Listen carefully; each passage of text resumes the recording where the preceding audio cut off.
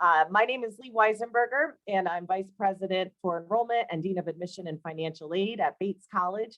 And on behalf of my entire team in the Office of Admission and Student Financial Services, want to say welcome virtually to Bates, but also give you all a warm congratulations for your students who've been admitted to the Bates class of 2025. They did this on their own, they deserve it fully, and we're just really thrilled to have them joining the class. We know today about a third of those in attendance have already fully enrolled at the college for next fall, but nearly 2/3 are still deciding. So we want to be really informative and useful, knowing you have many likely last minute pressing questions. And I'm just really honored and thrilled to have some of my senior colleagues at the college joining us. Before everyone introduces themselves, we'll just quickly talk through a few logistics here. So you'll see, and I imagine many of us are very familiar with Zoom at this point. There's a Q&A function at the bottom. So please put any and all questions that you might have there. My colleague, Tyler Lucier, one of our associate deans in the Office of Admission, is behind the scenes helping. So he will also try to respond to some questions in written form, live time, and then others we'll save to answer later on in the latter half of the hour through Q&A. So want to thank folks for submitting questions in advance. And my colleagues have sort of shaped their remarks around some of the themes that were lifted from those questions. So know that you've already participated and we appreciate that. So quickly, we'll go through and I'll just have my colleagues introduce themselves and then we'll get to them for opening remarks. But if I may, we'll start with Clayton Spencer, our president.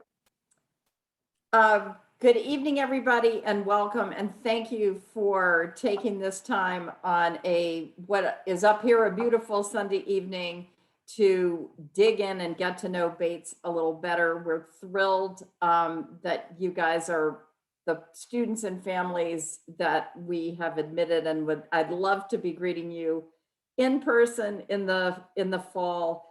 But we'll enjoy time to answer any questions tonight. And I think you'll find that we all play it pretty straight. Thank you, Clayton, for that. And Malcolm, if I may ask you to just introduce yourself and say hello. Hi, everyone. So great you could make it tonight. It's a real pleasure to get to talk to you and share a little bit about what I think makes Bates such an exciting place to be. I am Malcolm Hill. I'm the Vice President for Academic Affairs and Dean of the Faculty. I work with the faculty to develop the curriculum and deliver it to all the students. And I'm happy in a little bit to share some of the exciting things that we're planning for 21-22. Thank you, Malcolm. And now Josh, if you could introduce yourself, please. Sure, thanks, Leigh. Good evening, everyone. Look forward to spend the next hour with you. My name's Josh McIntosh, Vice President for Campus Life and Dean of Students. Thank you, Josh. And last but certainly not least, Hoi Ning, if I may ask you to introduce yourself, please.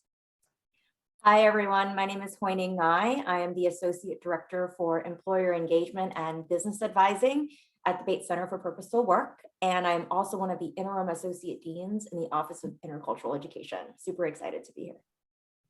Thank you, Hoi Ning, for that. So we're over 100 with us right now. So we're going to dive right into the program. So we have Clayton, Malcolm, Josh, Hoi Ning, all poised to share about 5 minutes or so in terms of opening remarks to frame their work, the departments, the divisions that they represent and how they support our students at the college. Again, informed by the pre-submitted questions. So thank you for that. I can see that people are not shy and the Q&A is already active. So throughout, please do not hesitate to put any questions or thoughts you might have there. And I will now turn it to Clayton. Thank you, Leigh. And again, welcome to everyone on the call. We can't see you, but I think you can see us.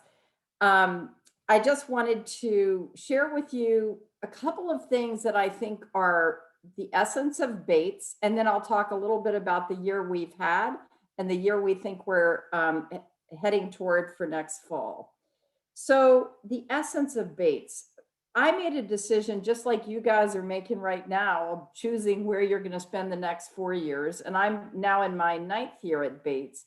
And I made the decision to come here because I thought it was a really cool and important college. And this is what made me think that. Number one, it's an academically serious place, not dreary, not dour, but for intellectually curious students, you have amazing relationships with faculty. I went to a liberal arts college. I grew up at a liberal arts college, and I've worked in universities a very long time. And I have never seen the level of student faculty engagement that I've seen here. And that is partly exemplified by the fact that all students write a thesis or complete a capstone project here. And sometimes that sounds daunting, but it's the greatest privilege you could have, which is to work with faculty as colleagues on an important sort of groundbreaking project in your senior year. So it's academically serious. The second thing that I noticed my first time walking on campus and randomly stopping students who sometimes look startled, but is the authentic, down-to-earth student culture. And I know this year, it's a particularly weird year. You guys have all been through your COVID high school senior year. Many of you will not have been able to visit campus, but if and when you are able to visit campus, you will see that people are open and friendly, and it's a culture much more of collaboration than competition. And that's one of the things I noticed about Bates and really loved it. The last thing I will say is, and then I'll say plenty more in response to questions, but it's a wonderful part of the world to be in. We're in Lewiston, Maine, which is an interesting former mill city, now engaged in a lot of new kinds of ventures. We have a very robust community engaged program that is connected both to courses and volunteer opportunities. And within 30 minutes in any direction, you can be climbing in the White Mountains, you can be skiing, or you can be on Maine's rocky granite coast, which is beautiful. And I'm originally from the South, so this New England setting has been fantastic. So I'll say that about the enduring qualities of Bates, and we'll come back and pull those apart a little more later. This year, we made the self-challenging decision to figure out a way to make it an option for any student who wanted to come back to campus, for it to be safe to do so and to do it in person. We have had over 90% of our students here, both semesters. Over 75% of our faculty have taught in person. And we have run a very robust testing program sponsored by one of the premier scientific institutes in the country, the Broad Institute in Cambridge, which has kept our students safe. I will say some of you may have read about a recent outbreak on our campus. And once again, we had the testing, the contact tracing, the immediate ability to put students in quarantine and close contact isolation. So our numbers declined precipitously in a great way, from a rising outbreak to 3 positive cases since last Tuesday. So that's fantastic. Again, happy to talk more about that. And what I'm really looking forward to is the fall, when pretty much all of you should be able to have access to vaccines, and we can welcome students back for a much more normal semester. So we're going back to our semester system. We've been teaching in 2x2 modules this year. We'll go back to the semester system and back to much more robust engagement in extracurriculars, athletics, etc. We may have masking and social distancing and various aspects required by either prudence or state policy, but we will manage that in the context of the full residential experience for last year. And the faculty just voted that this week. So I consider that fantastic news, and I hope you guys will as well. So now I'll turn it over back to Leigh so that you can get it bouncing to the right person. Thank you, Clayton, for sharing all of that. And I hope you all can appreciate that it's important And wonderful to hear from Clayton what brought her to the college and what likely attracted many of your students to the college, as much as we will answer questions and continue to respond to all that's on your minds in light of COVID. So thank you, Clayton, for sharing that. I'll now turn it to Josh. Again, Josh McIntosh, our Vice President for Campus Life and Dean of Students, who will talk about a myriad of things, but particularly our COVID relief efforts on campus as it relates to students, changes to campus life throughout the year, athletics, orientation, ASOP, which already, Josh, are coming up in the Q&A. So with that, Joshua. Sure, thanks, Leigh. So let me just kind of set our eyes on the summer and fall a bit. I've seen some of the questions in the Q&A as well as some of the ones that were pre-submitted. And lots of questions around what's the fall of 21 going to look like? Is it going to look the fall of 20, or were you a bit more like a couple of years ago in the fall of 19? And certainly we don't know for certain, but we're optimistic that the fall semester will hopefully look a bit more like the fall of 19 than it did the fall of 20. And so we're prepared to continue to offer, in the summer and in the fall, a kind of what I would call a pre-pandemic orientation and welcome, but perhaps being prepared for some modifications that based on what we learn more about the vaccines, as well as about variants and other things that I think have some of our public health advisor experts being careful about making sure that whatever plans we have some contingency plans as well. But we do anticipate that students will come back with their families in person. We had, like many colleges that opened this fall, I know many did not, had a kind of drop and go experience for their first years. We anticipate to offer a couple of programs as we usually do the day students arrive. So they kind of come in, help their student kind of get unpacked and settled, and then offer a couple of panel discussions, one focused on kind of academic life and intellectual life at the college and what you can expect for your student for their first semester at Bates, and then one on kind of all the support services and systems to help nurture their first semester at the college, and kind of where to go if you have questions as well along the first semester that your student is here. And so there are lots of questions about kind of ASOP. ASOP has historically been a 2-night kind of outdoor trip that has occurred as part of the orientation program. We're looking at kind of 2 plans right now.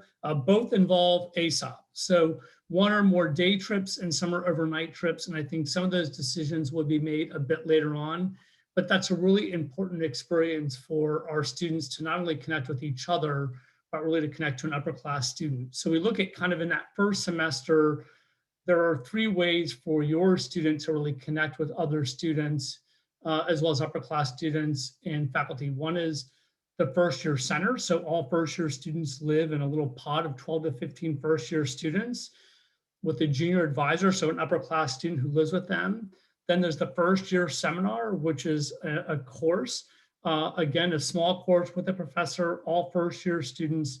And then there's ASOP, which is a different group of first year students and an upper class coordinator interpreter that goes with them. So you can see within the first several days and weeks, ways in which we're helping students connect to upper class students, connect to faculty, and connect with each other.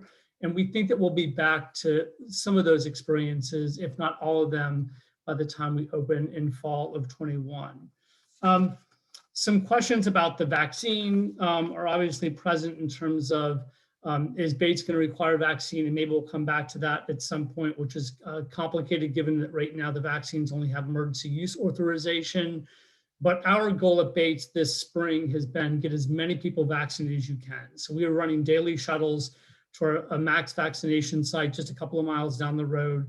And we will continue to do that for the remainder of the spring. And know that when students come back, if they were unable to get a vaccine, either because they were international student and coming into the States, wasn't able to get one.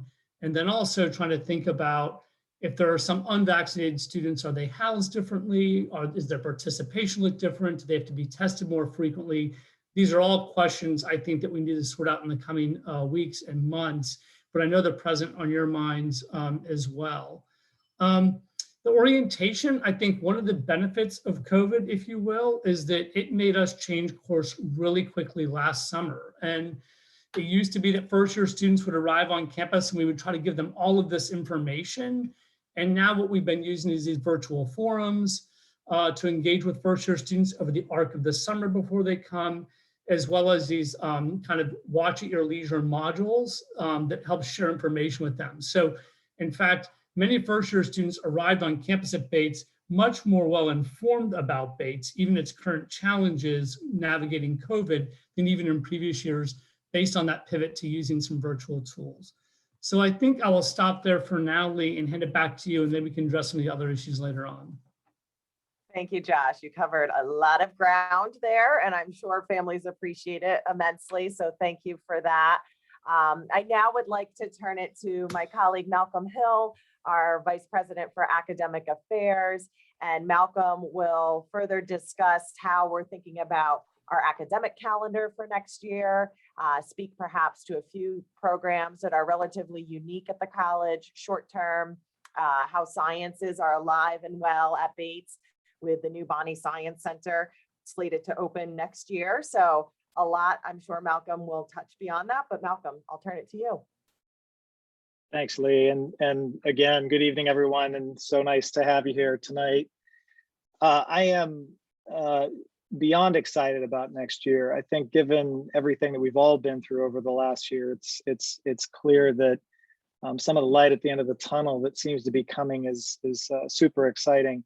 But one of the things that Bates demonstrated to me over the last 15 months, really since we started to try to figure out how we were going to offer this really robust and remarkable education in the midst of a pandemic, was how dedicated the faculty were, how student-centered the faculty were in the way that they approached their careers. And there's so many great academic programs out there, but I was just completely blown away by the way that the faculty moved towards what was a really daunting task for this past academic year.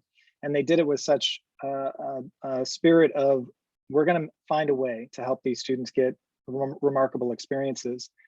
And the reason I start there is that these lessons that have been learned over the last 12 months or so are going to carry forward into the next academic year, regardless of what we see on the ground. While there's a lot of excitement about the prospect of our regular semester and our in-person opportunities, the faculty have taken away some remarkable teaching tools and strategies. And I'm going to touch on a couple of them. One is that the way that our academic curriculum is set up, it does have a very strong writing component, and it involves what we call W1, W2, W3. There are the three writing segments that grow on each other. And the first one is in the first year seminar course that your students would be a part of. We tie our academic advising model up with that first year seminar course. And it's a way for a student to get really close advising from a faculty member who understands the academic landscape and can help your children find the best pathway for them. After they've transitioned through W1 in the first year seminar, they move into W2 courses, they practice that writing skill, and they finish with the thesis, which is something that is distinctive at Bates, the W3. So many students have really remarkable products, academic, scholarly, creative, and artistic products that they produce in this W3 at the college. And I'm looking forward to what next year will bring us for those kinds of opportunities. We finished the year with a short term, and it is one of the distinctive characteristics of a Bates education. It's in May, and next year will be the first year that we teach a short term in a modified calendar.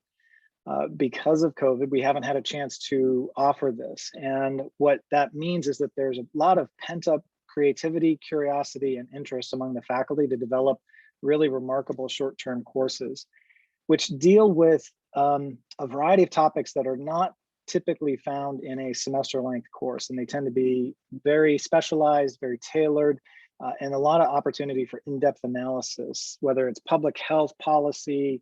My first year here, students made boats and floated them in the puddle on campus. And it can take a whole variety of different perspectives. And it's really a remarkable thing about what Bates does. The other thing that's exciting about our fall semester is that we have a brand new science building that's opening its doors. And this is a state-of-the-art facility that is a way to enhance what the sciences already do exceptionally well, but to build on those successes in remarkable ways. Its focus is on the cellular, molecular, and chemical side of the sciences. We have all the other geosciences, earth-based, ecology and evolution type sciences as well, physics, mathematics, all represented in our pantheon of the sciences. But this new building is going to be pretty remarkable because the laboratory spaces, again, are state of the art. Students are going to have the opportunity to be in those spaces right from the beginning in their first year classes doing independent and creative research. The biology curriculum was just totally revamped so that every single one of the introductory courses is a course-based research experience. The students get to see what science is like right from the beginning. Really remarkable curricular transformation that's happening in STEM. And that's just biology. It happened in chemistry and physics and earth and climate science as well. Just one last thing about before I turn this back over, I am feeling incredibly fortunate to be here at Bates at this moment in time because our faculty have expressed their interest in building a curriculum that attends to equity, inclusion, and anti-racism in a really remarkable way. And that's become tangible in a way that's somewhat remarkable nationally speaking. The faculty just voted at our faculty meeting a week ago to transform the criteria by which they're evaluated in teaching. And as a indicator of their commitment to excellence, they've adopted a student-centered, equity and inclusive based approach to teaching that involves inclusive pedagogies and, importantly, a statement about the need for continual professional development. And our faculty are keenly aware of how they have to stay at the cutting edge of what it means to create a student-centered classroom to ensure every student's, not just their success, but that they thrive in these classroom spaces. And to be a part of that team and a part of this faculty is actually a real professional joy. I feel fortunate to be here, and I know your students would have a remarkable experience at Bates. And I'm looking forward to any questions that y'all might have in a little bit. And thank you again for being here tonight. Great. Well, thank you, Malcolm, for that broad-ranging overview. So similar to Josh, covered a lot of ground in a short period of time. So appreciate that greatly. And I'm now thrilled to turn it over to my colleague, Hoi Ning Ngai, who works both in the Center for Purposeful Work, where she's an associate director for employer engagement and business advising, and also as interim associate dean in the Office of Intercultural Education. So knowing that Hoi Ning wears those two hats, we're beyond fortunate to have her here with us today. And we'll ask her to simply give an overview of her work in those two zones, initiatives that are underway, and just bring folks up to speed for all that's new in Purposeful Work and OIE. So with that, Hoi Ning. Thanks, Leigh. Really appreciate that. So as Leigh mentioned, I am currently wearing two hats. So I'll speak first as a member of the Purposeful Work team. So Purposeful Work is essentially Bates's unique approach to personal exploration, critical reflection, and professional development. And it's where we focus on helping students understand exactly what their values are, what their interests and strengths are, so that they can identify opportunities and pathways that provide them with meaning and with purpose. And so significant research has shown that it's this sense of meaning and purpose that really drives happiness, productivity, retention, advancement, and other positive outcomes in the workplace. So it is this research that really drives and informs our work and what we do and how we do it. We provide support through traditional one-on-one meetings with our advisors who are amazing, spotlight and roadshow events, job shadows with our engaged alumni, employer info sessions, and competitive internship funding. So we also have Bates-specific offerings like practitioner-taught courses and Purposeful Work infused courses, where faculty really highlight the meaning and the purpose of work in the curriculum and through the curriculum. So whatever students wish to do, we provide them with the kind of support that they need to forge their own individual pathways And our outcomes tracking really shows that they perform well, regardless of whether they end up doing finance on Wall Street, engaging in activist or policy work, or teaching in rural America. We have a strong focus on equity and access, like many of our units across the college, and we're committed to making all of our programs and opportunities accessible to students. So regardless of personal background, especially those operating with high financial need. We're also really committed to working with students to acknowledge and address the existence of structural racism and broader inequities in society. This is something that, again, all of our units across the college are really committed to, as you could tell from my colleagues' comments earlier.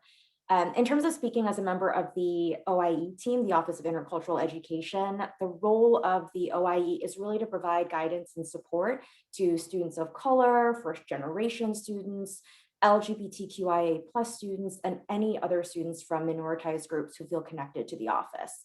So similar to Purposeful Work, we try to provide opportunities and events for students that engage in a wide variety of ways, from one-on-one advising when they're struggling or navigating various issues, to events and programs that really focus on their particular needs and interests. So for example, this semester, we've been hosting virtual study hours for students who need just a bit of accountability when they're studying in their rooms on their own.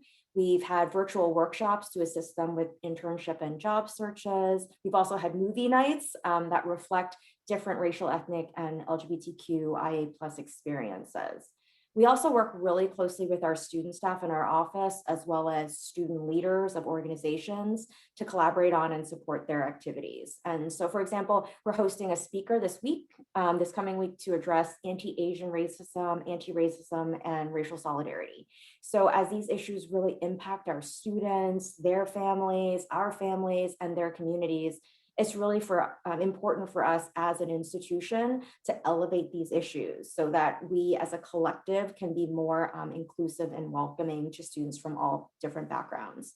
So I'll end by saying that in both Purposeful Work and Intercultural Education, we try to be as responsive as we can be to student needs, national and global trends, and also institutional circumstances, such that we're in right now. So thank you. Thank you, Hoi Ning, for sharing all that you did and for all of that critical work that you do at the college. Really, it's impactful, to say the least. So thank you for that. So I appreciate my colleagues giving their updates from their respective areas and divisions at the college. I'll do the same ever so briefly, just so you families, not knowing when you've been able to join us for events along the way since your students been admitted to the class of 2025. I'll provide an update from admission and financial aid, and then we'll quickly get to what continues to be a pretty active Q&A at the bottom to have that dialogue. So it was another really phenomenal year in the admission office and financial aid office, one of our most selective years in admission. So we had just over 7,300 applicants for the class of 2025. And our admit rate was just over 17%. So hopefully, very likely, you know, Bates's history in terms of being test optional. So we're not one to necessarily hang on the numbers, but know that families like to understand and know those statistics, and you should absolutely be proud of your students. And students, if you're there sitting on the couch next to a family member, you should continue to be proud and give yourself a pat on the back, given just how selective it was this year at the college. A few highlights that I'll share. We are really proud as a team, as two offices, that we've admitted the most racially diverse class in the history of the college. So nearly 37% of those students admitted to the class of 2025 identify as Black, Indigenous, or people of color.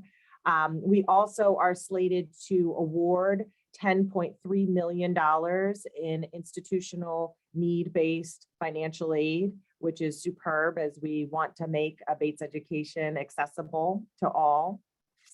And then a few other statistics that are likely exciting as students you try to imagine, and families you try to imagine who will be your students' classmates, friends, perhaps even roommates, teammates, what have you. 11% of the students that were admitted are first in their families to attend college. Then we have 10% who are non-US citizens coming from across the globe there. And then 10% who are dual citizens. And then when we think about stateside within the US, 74% of the students that we admitted are from outside of the 6 New England states. And we have nearly all 50 states represented in the students that, again, were offered admission to the class of 2025. So we still have until May 1 to see who fully signs on to join the Bates class of 2025. But again, the students, some of whom might be sitting alongside family members, but families, you should feel really proud knowing that they stood out in what was a really competitive pool this year. And we're thrilled to welcome them all to campus in the fall. I will also say, where it's come up somewhat in the chat, but prior to this, we remain right now virtual in terms of our interactions and engagement with students and families. So for admitted students, it seems as though you've been beyond active on what is the Den. So that is sort of home base for you all as a platform where you can engage with staff, engage most importantly with your future classmates, and then faculty at the college along with staff at the college.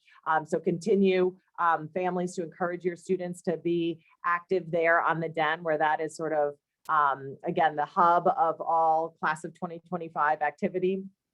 For families, you also have the Facebook group. So it's a Bates class of 2025 families Facebook group. So many of you found this event there, but know that that can be your hub and your home base. And there are a lot of staff from admission, but then also from campus life and then financial aid, along with our parents engagement program at the college, who are there ready to answer your questions. We'll continue to have through the month of April, anywhere from 3 to 5 events a week. And they're ranging in terms of being broad, such as today, but then others that are really focused on, let's say, student clubs or focused on sustainability.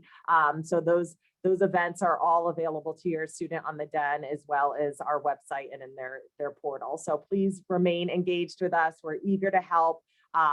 Never hesitate. You can find all of the admission staff and student financial services staff's individual contact information on our website. So we're here to work with you and support you through this final stretch, knowing that you're focusing both on making your college decision while also graduating from high school. And we know that that is not an easy task. So don't hesitate to reach out. We're ready to help however we can. So I'll end there and say one final congratulations, and then we'll get to the Q&A. So it seems as though people, again, remain active there and haven't had any trouble finding it, but just in case you have, at the bottom of your screen, you'll see a little icon that says Q&A.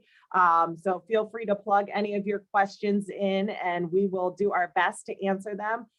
We'll start with one that is from David, and I will turn to Josh for this.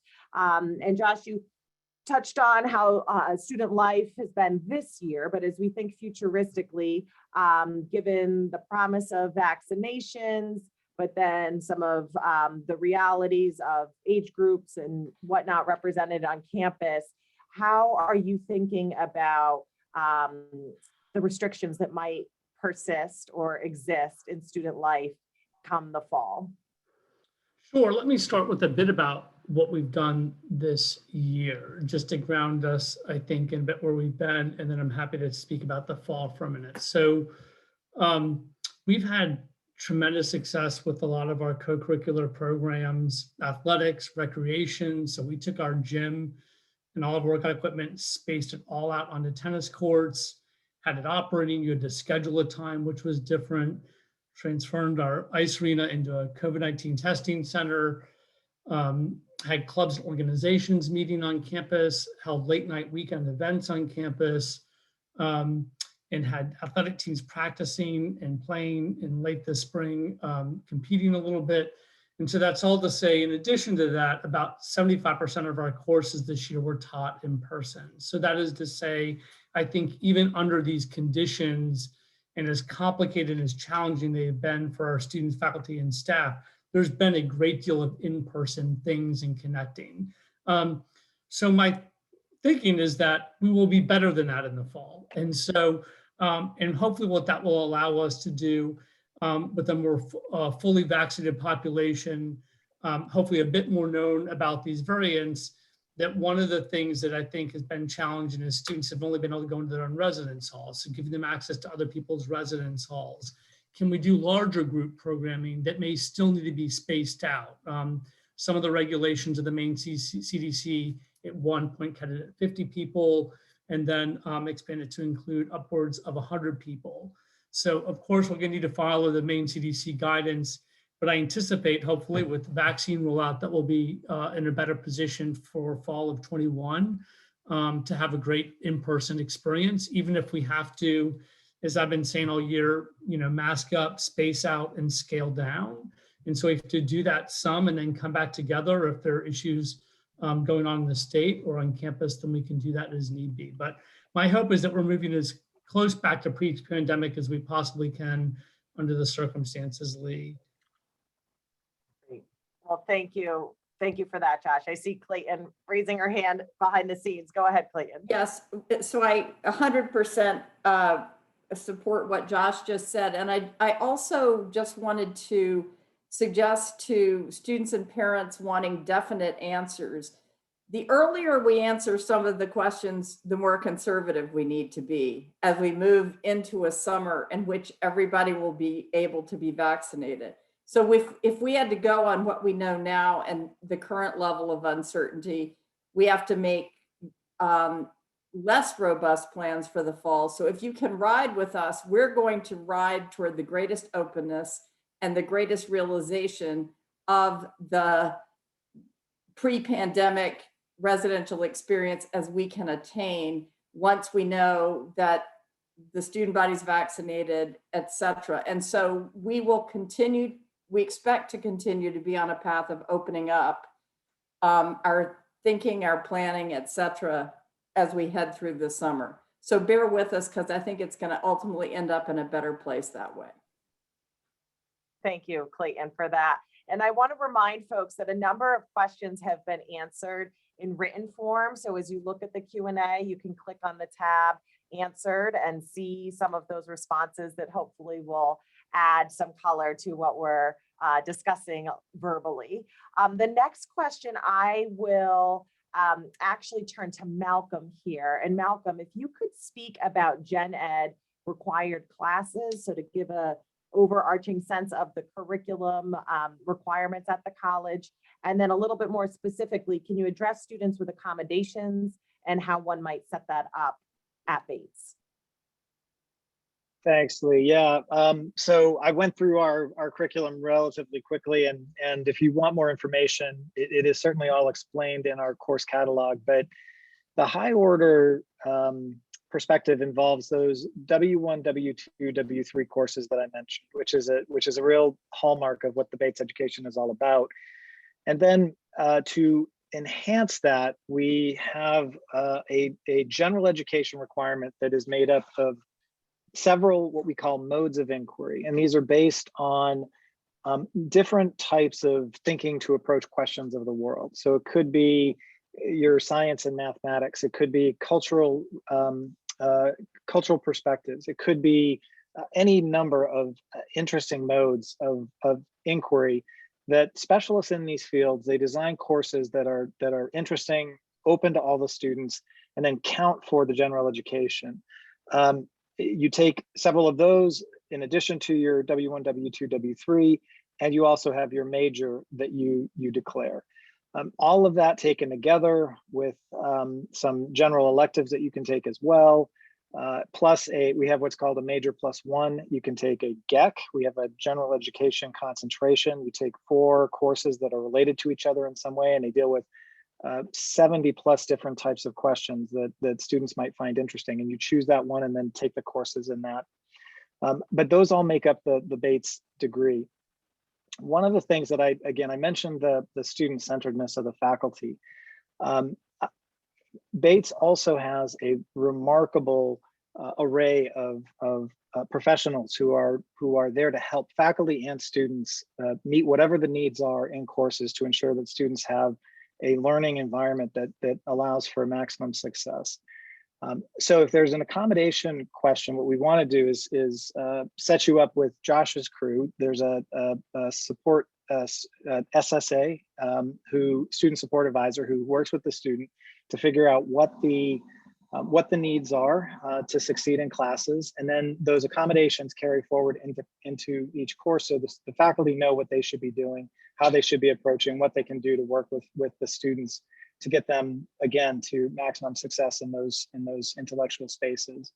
And it is a very student-centered process, and we try our best to meet students where they are and give them the tools to thrive in these courses.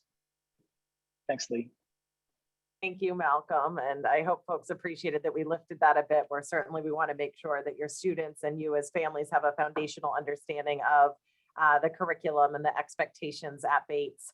A little bit of a different path, and I'll turn to Clayton for this. Amy asked a question. A lot of smaller institutions took a financial hit due to the pandemic. How are the school's finances? How are Bates's finances currently? And are there any concerns that may impact, let's say, course offerings or faculty retention in the future? So let me say, our finances changed during the pandemic in ways I'll explain in a second, but we've come out in a very strong position, and let me be a little bit specific. So one of the most fundamental aspects of how we operated this year was with virtually over 90% of our students here on campus, and a very high number of students when you folded in the remote students. So we had the full faculty engaged, students paying tuition and fees as usual, and we ran the whole program. We just had to run it in slightly different ways, or majorly different ways in some cases. We also had at least about 6 million of COVID-related expenses on top of our normal operating budget. Because testing, particularly before we've gotten to some of the more rapid tests, we run a very sensitive so-called PCR test, which measures viral load very sensitively and gets sent off to a lab and returned with results in 24 hours. So we had to set up a testing center. We staffed it with volunteers from our own community. I mean, the Bates campus. I take a shift every week registering students, because I realized I wasn't seeing enough of students this year, because it's the campus hasn't been as animated as in pre-COVID years. So we had 6 million of those expenses, but then again, you think about the fact that nobody was traveling. So all those admissions counselors who'd be going all over the country and the world to meet students in their high schools, which we really would have loved to do, that wasn't happening. Our fundraisers weren't flying all over the country meeting donors. Speakers weren't flying in here. We weren't having big events like Back to Bates, homecoming, alumni reunions, etc. So those expenses were savings. So in a sense, the COVID expenses were sort of balanced out by what we call the gravity savings of COVID, i.e. they just sort of dropped unused out of our normal budgets. So we are coming into the fall in a very solid financial position, and really no material difference from how we would in a normal year. Thank you, Clayton, for that. I am going to turn this question to Josh, but Clayton may also wish to chime in. So there are two similar questions from Don and Maritza asking about family weekend this fall. Will it be an opportunity for families to visit their student in the fall? Sure, I think that, and feel free to weigh in, Clayton, obviously. I think a lot is a bit to be determined there. Obviously, if we can find a way to bring families back together on campus, we want to do that. And so it'll just depend, I think, quite a bit on what the kind of public health pandemic landscape looks like late summer, early fall. Recognize that when we host those events, we bring people literally from all over the country here. So, and some of that will obviously be informed to what the guidance from the state is about large scale gatherings on campus. And so I think the Maine CDC guidance, the national public health landscape will inform those sorts of decisions. But obviously, collectively, we all want to get back to Bates as soon as we can. Clayton, anything you want to add? I would just say that we will prioritize first-year parents as the group. If we have a limitation on numbers, the parents of first years, that's a really key time for them to come back, connect with their students. And we're just going to have to wait and see what the community spread is, if it's going around here, as Josh said. But I know it's a priority for the fall if we can do it. So just stay tuned on that one. Great, thank you both. And we hope families continue to remain patient with us. As Clayton said earlier, the more planning we can do over the summer, the closer we can get to the fall, while certainly being thoughtful and sensitive to all of your needs, the better the experience we can ultimately provide your students and your families, and do so with clarity, knowing that we will be following the most current guidelines in terms of public health. So thank you both for those responses. I see a number of questions continuing to come in, and thank you to Tyler behind the scenes answering many of those as well. Malcolm, I'm going to turn to you for a moment, if I may, and ask you to explain the STEM Scholars Program. Isabel had a question about that. Sure. This is a really interesting program that's been around for a bit, but is a newer manifestation of a program that's thinking about ways that individuals gain an identity as scientists. How does that happen, and who's had access to that in the past?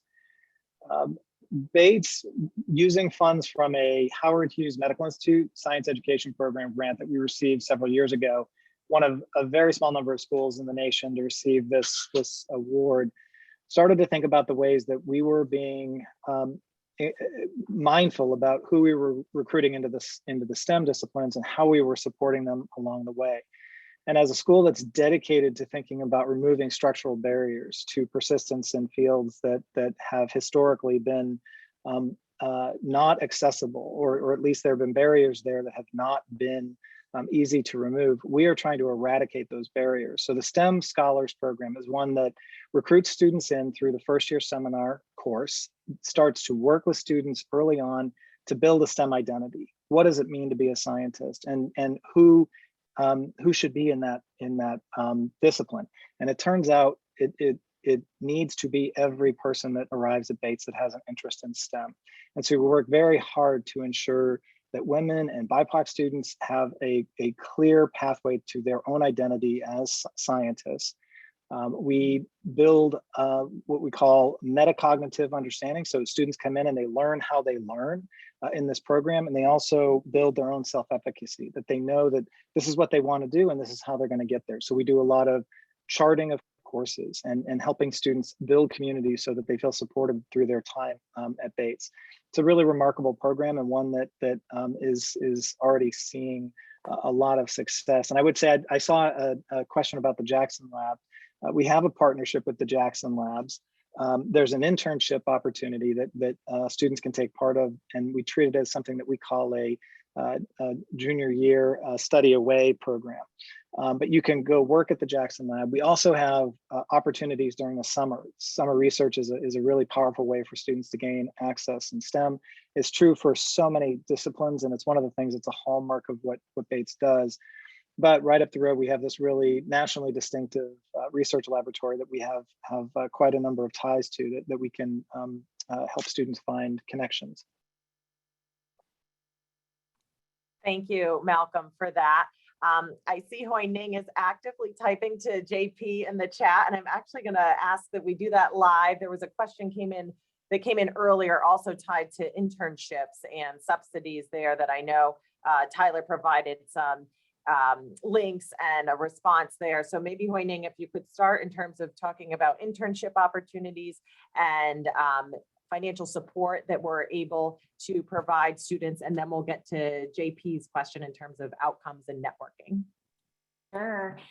So in terms of internship and job support generally, we are, as an institution, are on the Handshake platform. That's a platform that's utilized across the country, institutions across the country, to identify job and internship opportunities both nationally and globally. And so we do a lot of work in helping students really target organizations that fit their areas and industries of interest.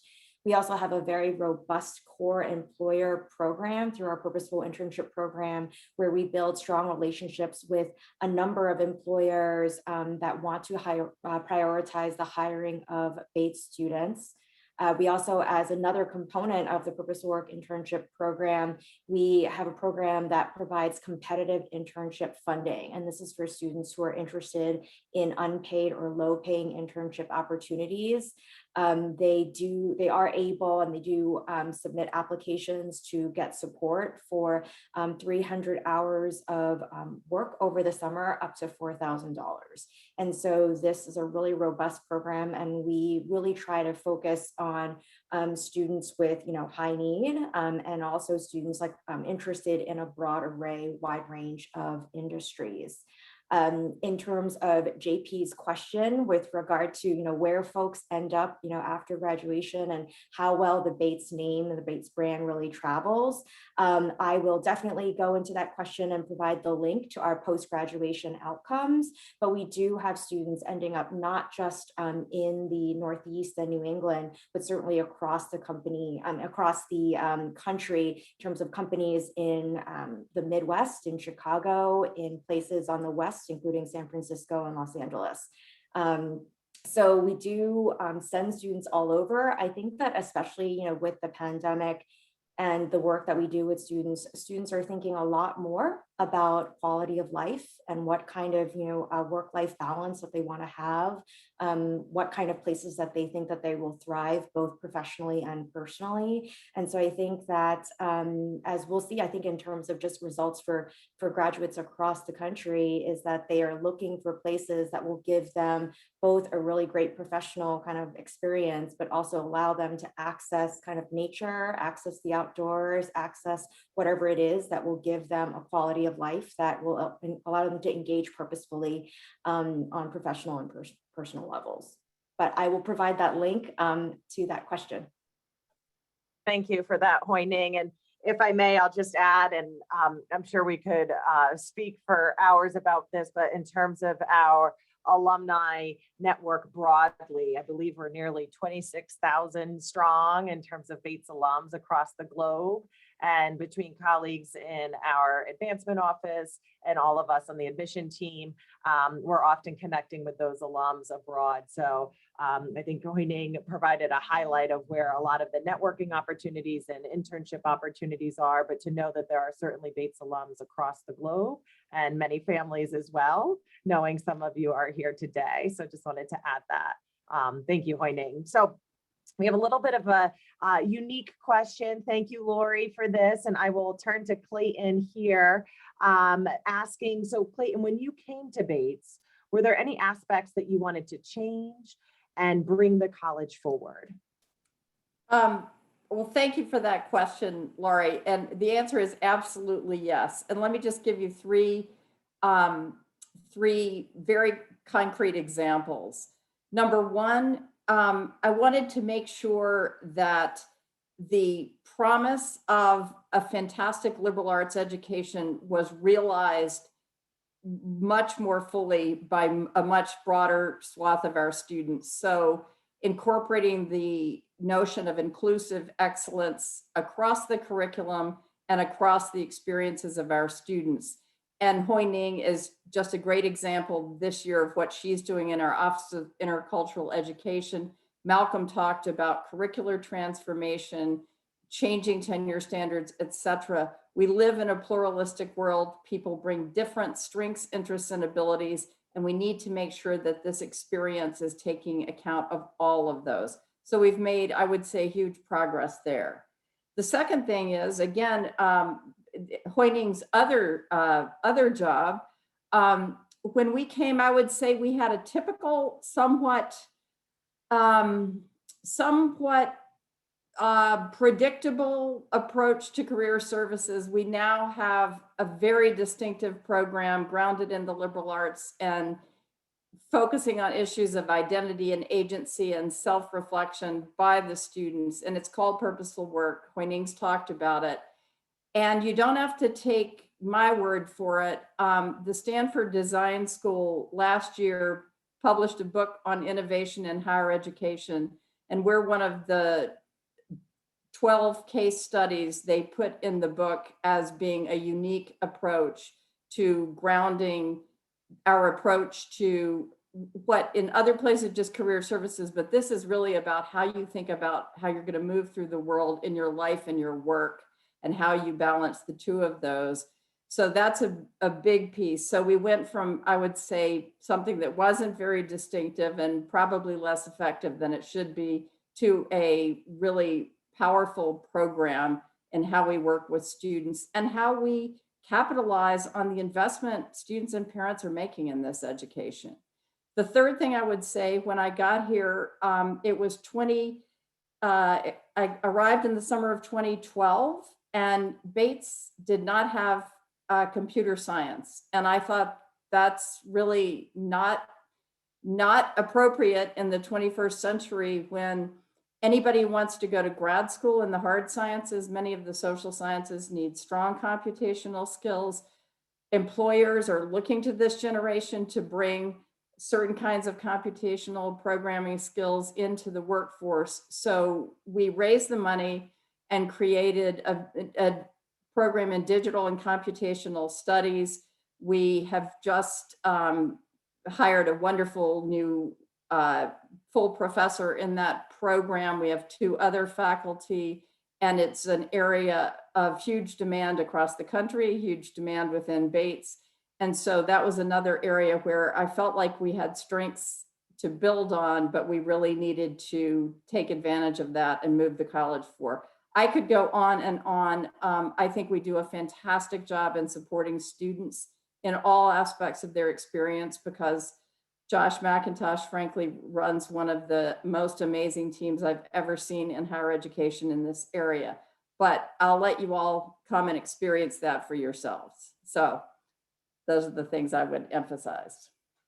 Thank you, Clayton. And I appreciate everybody staying with us. We're almost at the top of the hour, and there are a number of questions that remain. Know that those that we don't answer, we will certainly reply to. You'll hear from staff directly in the Office of Admission in the next week at the latest, responding directly to those questions. However, there are 2 that I think are rather critical for everyone to hear regarding fall classes and then also roommate assignments. So before I get to that, I'll just ask if folks are willing to stay with us for another 3 to 5 minutes. Would love to finish on those notes where they're right in front of families and students. And before we get there, I'll just quickly answer. Hans asked about students taking a gap year and how did that compare to normal, and has this impacted or created any difference in terms of next year? So Hans, great question.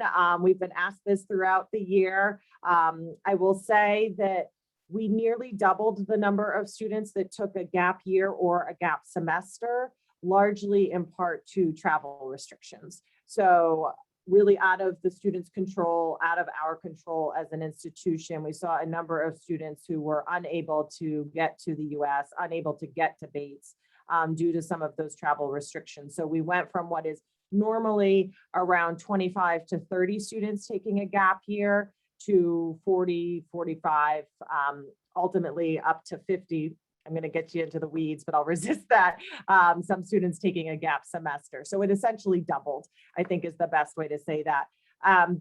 In terms of how it impacted our admission this year, really not that significantly, in that we were unsure of would all of these students persist, and then some students in fact choosing for either educational reasons or athletic reasons to actually extend and go into a second gap year, which is rather rare, but we do that on occasion. And then some of those students who did take a gap semester or deferred for a semester were in fact able to join us mid-cycle. So not to say that it was all a wash, but it really did not impact our admission this year. And I'll say institutionally, we really celebrate gap year. So pre-pandemic, post-pandemic, we know that it's a wonderful opportunity for a student to grow and develop. You think about the growth that occurs, say they're 17 or 18 out of high school, then to 19, can be rather remarkable. And the experiences they then bring to the campus and how they hit the ground running. We're really excited to support students who are seeking a gap experience. So you can find that information on our website if your students at all interested, or certainly contact any one of us in admission and we can counsel them accordingly. So thanks for the question, Hans. So I will turn to Malcolm and then perhaps Josh, if you wish to chime in here. But as students register for fall classes, are there quote unquote success counselors who help them plan their academic journey? Yeah, and I'll let Josh talk about the SSAs, and I'll just give you a quick snapshot of how the summer works. So I'm sure if you started to look at the course catalog, it's overwhelming. There are just so many courses to choose from, so many interesting topics, titles. It can be daunting. So what we do is over the summer months, we ask first year students to select their first year seminar first, because what that does is it gets you situated around a topic of interest with a professor who is going to serve as your academic advisor for the year until you declare your major in your sophomore year. So it's a really important moment, but it also helps ground and anchor the rest of the courses that you take. And so we adopt a kind of a two-phase approach. Phase one is choose your first year seminar. Once that choice has been made, sometime in mid-July, we're still working on the schedule as we work on our fall calendar. But once that choice is made, it anchors the rest of the courses. And then later in July, we'll go through a process of working with your FYS instructor to select additional courses that will round out the 4 courses that will make up your fall semester. Josh, what did I miss? Sure, that was perfect. The student support advisor is just another advisor for students that can help other families or the students who are trying to figure out courses of their first semester at Bates. Thank you both for that. And then we'll finish with the question from Robert. And again, a reminder to folks who maybe put in a question, we will get to those through personal outreach this coming week to make sure that you're all taken care of there. But Josh, if you could finish by talking about how roommates are matched, when does that typically happen, the questionnaire, athletes, all the dimensions that come with first year housing, please. Sure. So students, at the end of May, a whole host of forms will open up for students, from housing forms to health forms, et cetera.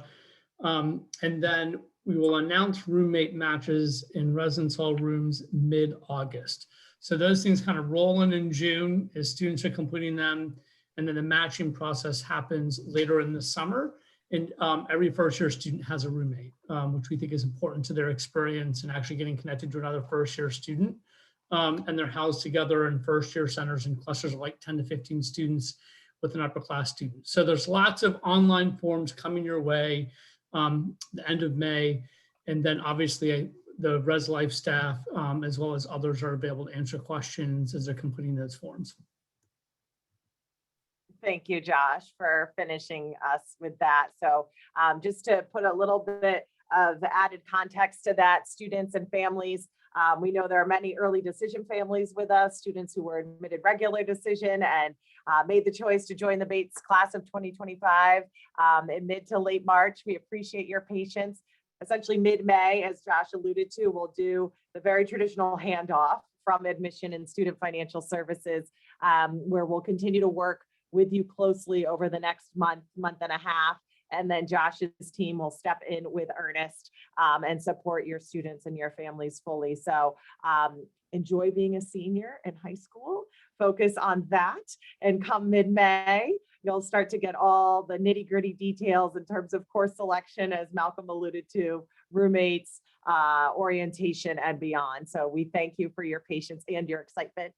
We completely understand it. But Just want to finish by again saying congratulations, really and truly students, but families supporting who are here tonight. They did it. They deserve it. We're thrilled to have them as a part of the class of 2025.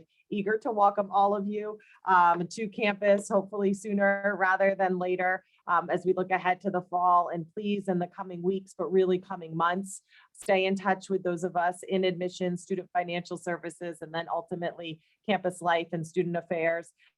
For families, as a reminder, there's the Facebook group, Bates Class of 2025 Families page, that it's a private group. So know that that is fully assisted and monitored by Bates staff in admission, student financial services, parent engagement, and then also campus life, so you can get all of your questions answered there. We also have our robust website, which is our Bringing Bates to You page, so you can find a plethora of information as well as future events there. Your students hopefully are finding a home on the Den and connecting with their future classmates. And we just really, really thank you all for joining us. Please do not hesitate to reach out. Know that this session was recorded, as are all of the sessions from mid-March through April, and it'll be posted on our YouTube channel shortly. So midweek at the latest.